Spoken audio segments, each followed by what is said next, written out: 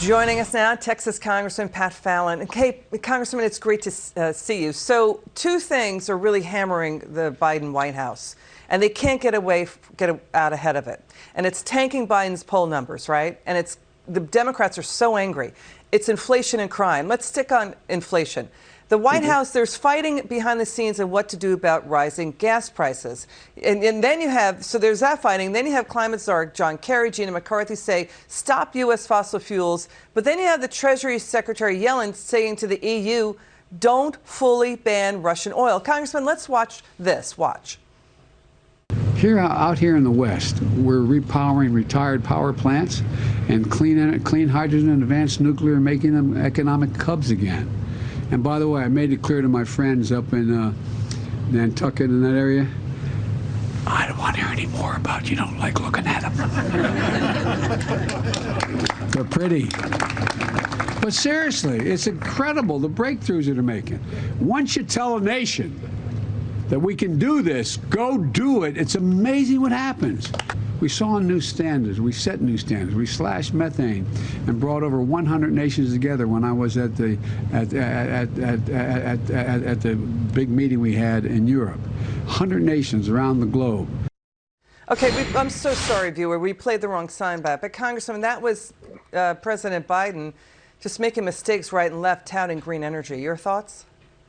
Oh, I don't know if that man is capable of speaking English, Liz. I mean, that's something else. But my thoughts are, Joe Biden, as soon as he got into the White House, his administration launched an assault on the American energy sector. He killed the Keystone XL.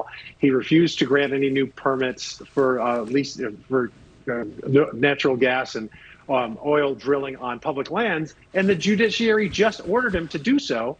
And what did he do? He has his Gina McCarthy, his climate czar, sit there and say that they're committed to not doing that. So do we have a rule of law in this country or not? Because this White House doesn't seem to want to follow the rules and procedures of this democracy. And, they're all over the map. I mean, J.P. Morgan Chase is saying if the EU cuts off 4 million barrels a day of Russian oil is going to go to 185. Yellen says to the EU, don't do that.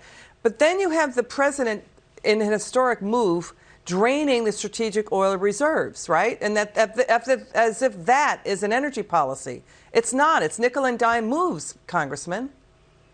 No, Liz, you're absolutely right. It's putting a Band-Aid on an arterial wound. It does nothing. And quite frankly, it's not even lawful. I mean, the statute says that we're only supposed to release anything from the strategic oil reserve if there is an emergency, shortage of supply, if there is an act of God, or if there's a terrorist attack, and none of those things are happening.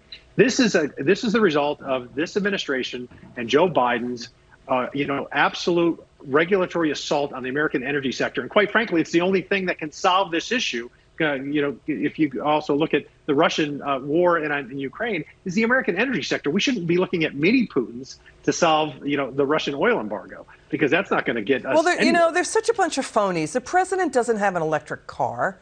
And John Kerry rides around in gas-powered cars, and he takes airplanes all the time. And so does Gina McCarthy. You know what I mean? But they're telling everybody else to buy electric cars. They're the biggest bunch of phonies we've ever seen. This might be one of the worst White Houses, one of the worst administrations we've seen in modern U.S. history. And now we've got former Deputy General Counsel, at the Energy Department under Trump. He's Mark Robeck. He's saying Biden likely broke the 1975 law tapping the strategic oil reserves. As you pointed out, they're only for emergency shortages, severe interruption, hurricanes, terror, war. The Russia-Ukraine invasion, it didn't disrupt the supplies. In fact, the U.S. and EU sanctions exempt Russia's sale of oil. So what if there's an outbreak of hostilities in the Middle East or a hurricane in the Gulf? But Biden has drained the strategic reserves. What happens then? Right. We're in dire straits. I mean, the Keystone XL pipeline, it had been finished and not killed by Joe Biden, could have provided 830,000 barrels of oil a day to the United States.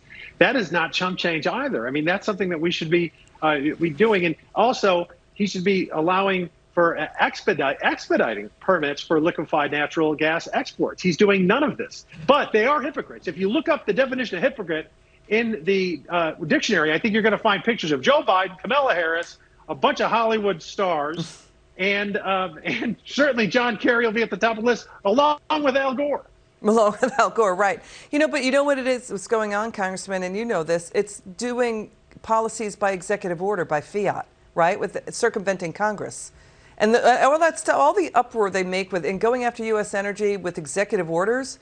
I mean, the White House is now trying to make like they're pro-energy with that, fossil fuel, U.S. drilling on public lands. It's a fraction of the acres that could be drilled. And Gina McCarthy, John Kerry, Jen Psaki saying we still don't want the U.S. oil drilling.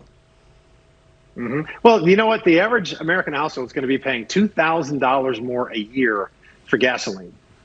And in a time where real wages are going down and inflation, gas is going to cost more, but everything else is going to cost more because it's so reliant on the energy sector. Yeah. So they are in a huge strait. And again, Liz, I don't think we're going to be seeing a red wave in November. I think we're going to be experiencing a red tsunami. Congressman Fallon, thanks for joining us. Good to see you. Thanks for spending your Friday with us.